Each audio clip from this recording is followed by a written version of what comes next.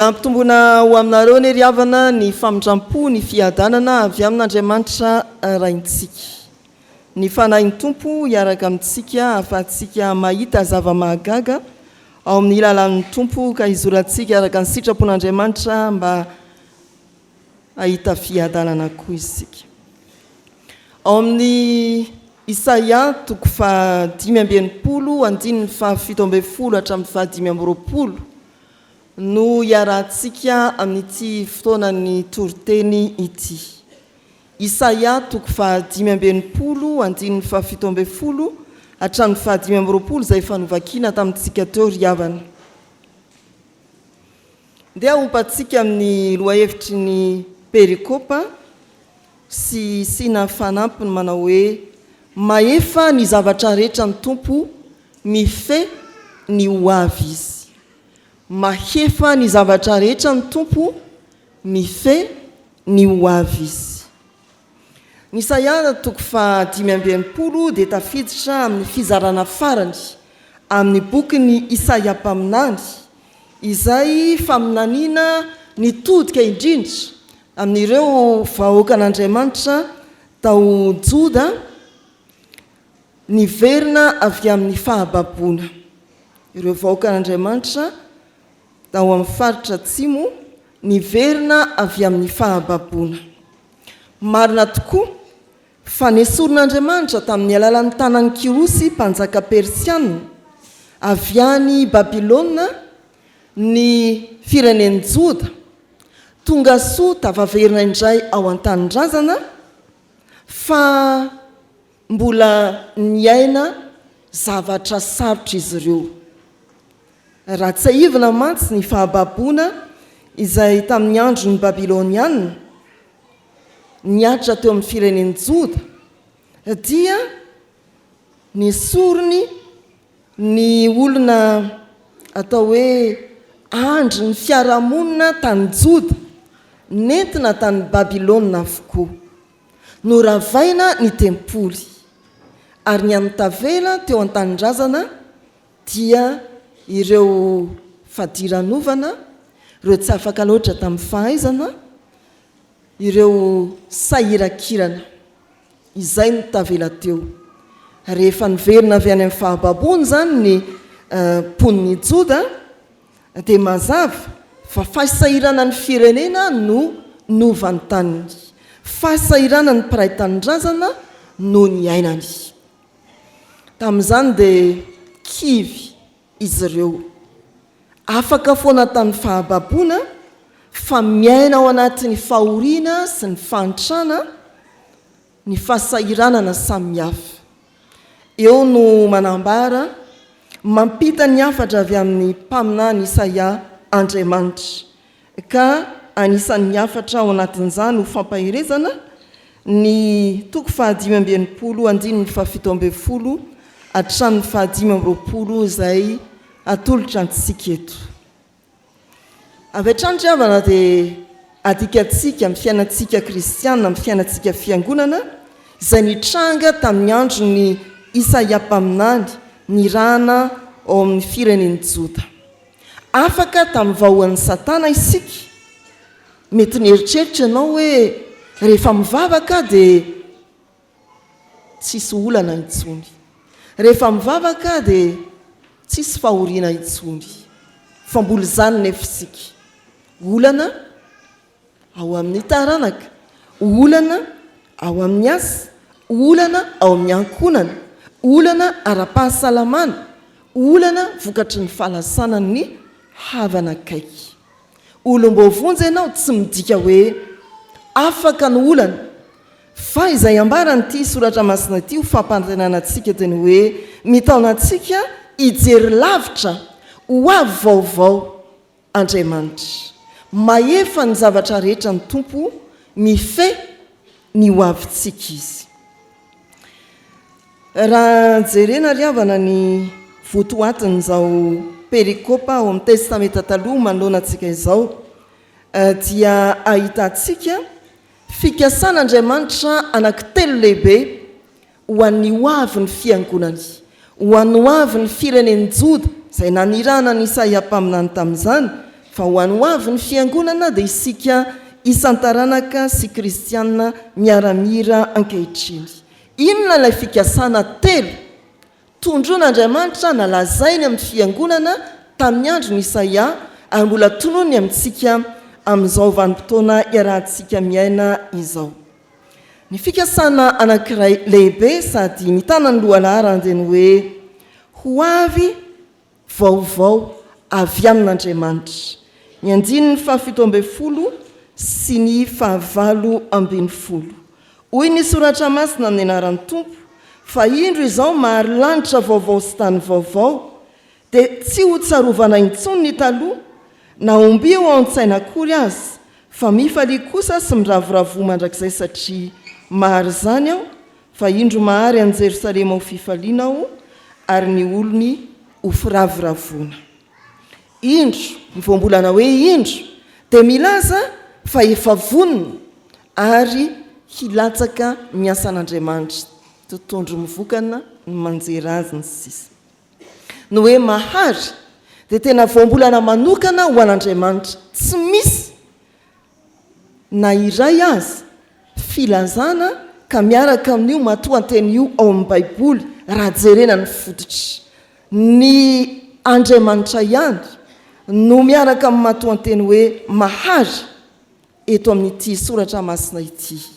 Ny hoe mahary eto ary mahary lanitra vaovao sy tany vaovao dia tsy hoe nanao fanarenana ny simba na koa hoe nanamboamboatra, nandokoloko, nanova endrika fotsiny, fa tena nanala ny teo aloha ary mametraka zavatra vaovao. Zavatra vaovao hafa mihitsy.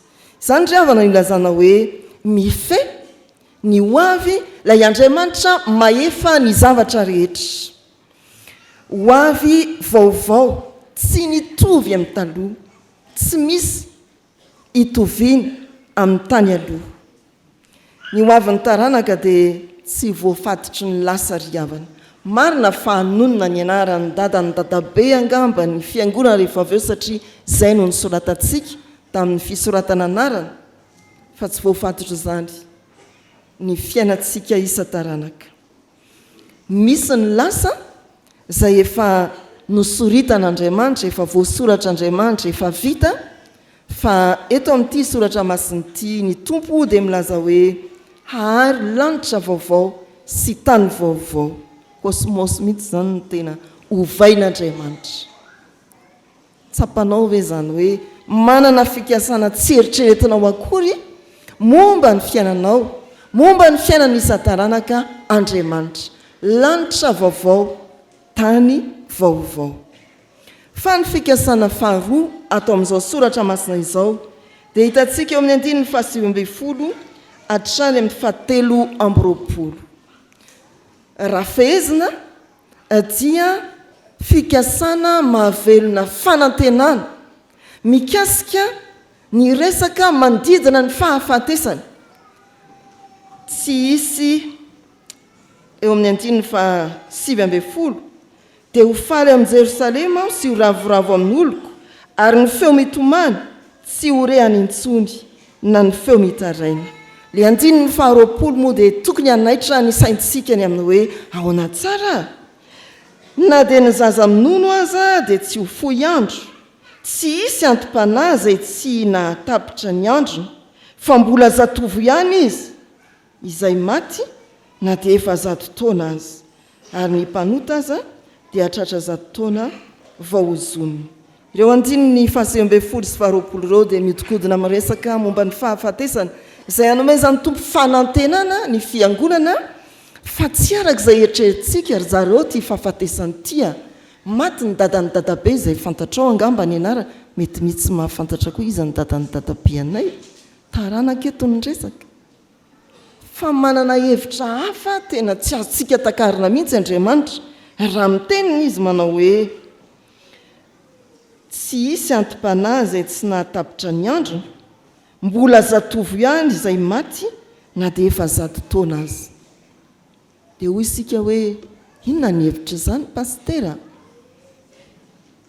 Mifono fanantenana manodidina ny fody mandry zany driavana ary hevitr'Andriamanitra tsy takatra ny saitsika fa fitinina amin'ny hoe hay manodidina ny fahafatesana dia misy hevitr'Andriamanitra lalina manome fanantenana antsika.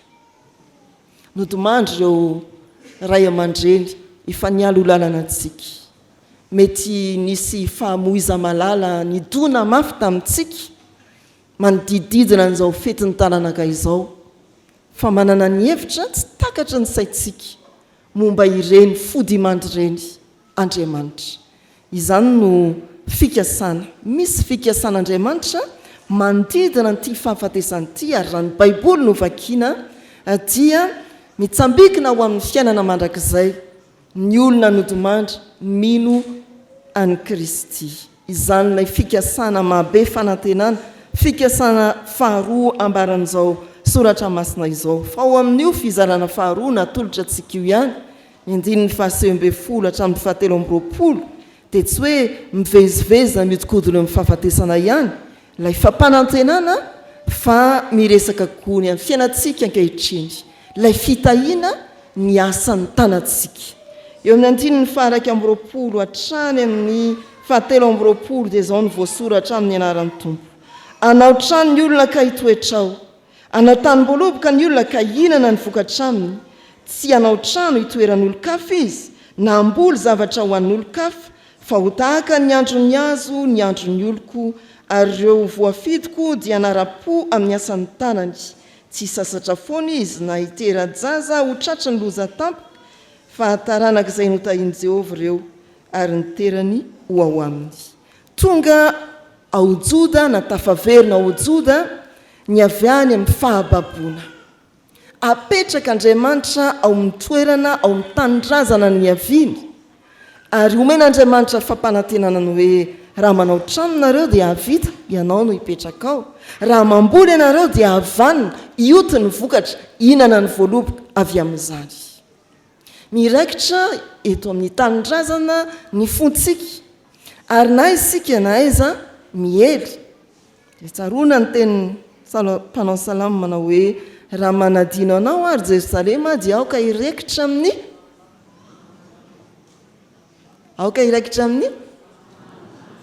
misy tsy mahilanilany ndre zao. Tena hoe ny aladin'ny taranaka riavana dia fampatsihivana antsika fa misy tanindrazana azo ametrahana tsara ny tongotra sy ny tanana, hiasana eo ambany fahasoavan'Andriamanitra ka avokarana. Izany no fampanantenana omen'Andriamanitra ho an'ireo avy any am-pahababoana tonga miverina eo an-tanindrazana. Izany mbola fampanantenana mipetraka tao anatin'ny soratra masina, atolotra ho antsika amin'izao andro ny taranaka izao. Eo amin'izay hitoeranao miasa miaraka amin'Andriamanitra, fa misy teny fampanantenana. Hanorina ianao, havita, amboly ianao, hisitraka ny vokatry ny fambolena. Eny asa ianao dia afaka hisitraka ny fisasaranao. Fampanantenana ny fiainana manodidina ny fahafatesana. Avela ho any ny ranomaso, avela ho any ny tsiahana ireo ray aman-dreny tany aloha na havana lasa nodomandry fandao. Hijery ny fiainako avy. Andriamanitra mahefany zavatra rehetra dia mife ny ho avintsika. Fa ny 19 sy 15 riavana dia mbola manaitra antsika. Miresaka fifandraisana kosa indray reo andin-tsoratra masireo, fampanantenana fifandraisana. Hoy ny Tompo, raha tsy mbola miantso azy izy dia amaly aho, raha mbola miteny izy dia hiaino aho. Ny ambodisy ny zanak'ondry arakomana, ary ny liona hinan'ny lolo tahaka ny omby, ny menarana dia vovoka no fihinany, ary tsy andratra na nimba eran'ny tendrombohitry masina izy, hoy Jehovah. Resaka fihavanana sy fifandraisana kosa indray ny fahatelo amin'ity faminaniana natolotra ny Isaia ampitaina amin'ny babo tafaverina an-tanindrazana ity. Fifandraisana velona amin'Andriamanitra. Ilay Andriamanitra miaino, ilay Andriamanitra mangilatsofina amin'izay miteny. Mahavariana hoy ny soratra masina hoe raha tsy mbola miantso azy izy dia maly aho, raha mbola miteny izy dia iaino aho. Isika miantoraka amin'Andriamanitra amin'ny vavaka ity, efa eo Andriamanitra vonina misofina be iaino. Isika miantoraka amin'Andriamanitra vory atao anatin'ny fiangonana ity, efa eo Andriamanitra vonina handre. Fifandraisana lalina amin'Andriamanitra ry havana no ambarany 420 mitondra amin'ny fifandraisana tena tsy azonao eritreretina amin'ny fiarahamonina. Eny tsara ny filazany hoe ny ambody sy ny zanak'ondry hiarakomana. Any amin'ny filazany tsara dia misy filazana hoe indro zao maniraka anareo toy ny zanak'ondry avoan'ny ambody. Misy zany karazany olona mora aromotra tsy tohinina, ohatrany tsy azo iainana any amin'ny taranakany. Fa rehefa lalina sy tsara ny fifandraisanao amin'Andriamanitra, vita foana miara-miaina amin'iny. Dia ianao zao mety eritreritra hoe ianona mihitsy zany, izy zany. Fa ity soratra masina ity dia mampianatra anao hoe mora kely miara-miaina aminy. Raha amboarinao tsara ny fifandraisanao amin'Andriamanitra, any ilaina amboarina tsara.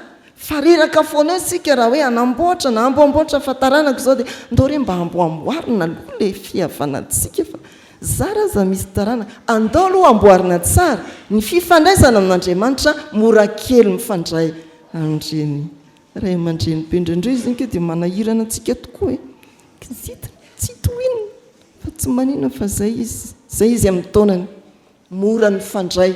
Rehefa matotra tsara ny fifandraisantsika amin'Andriamanitra dia ny sary ny azo fijaliany zany ry havana. Miaino aho raha mbola tsy miantso izy, mbola tsy miteny ianao dia efa eo Andriamanitra. Ataovy tsara ny fifandraisantsika tsirairay amin'Andriamanitra mba hisandrahaka sy ho marina koa ny fifandraisana amin'ny hafa. Ka na dia misy ambody azy ao anatin'ny ankonana, ao anatin'ny taranaka, aitsika foana mifandray aminy. Tsara ny fifandraisana araka ny teny fampanantenana omeny tompo ho antsika. Teny fampanantenana 3. Vaovao mbola tsy nisy mihitsy no aorin'Andriamanitra indray ho solony tany aloha izay bakony antsika hoe aza tsarovana akory. Misy ny fahotana efa nadonon'Andriamanitra, ianao mbola miseho matsiarotsiaro ihany. Tsaroko mihitsy nataonao vadiko tamin'iny, efa nadinon'Andriamanitra mbola tsarovanao ihany. Efa nadinon'Andriamanitra mbola ngatsy tadidiko nataony dadatoa taminada amin'ilay zale mba hiaraka aminareo any. Andriamanitra rehefa nanadino dia ianao ve hisalovana an'Andriamanitra? Anao zavatra vaovao izy ho an'ny taranaka, mampanantenantsika zavatra tsy azontsika eritreretina izy manodidina ny fahafatesana, manodidina ny fihezahantsika amin'ny asa fiariana, isam-batanona isa-tokantrano, ary indrindra mampanantena mandrafitra fihavanana amintsika Andriamanitra mba azontsika hihavana mora foana eny anivon'ny taranaka samihafa.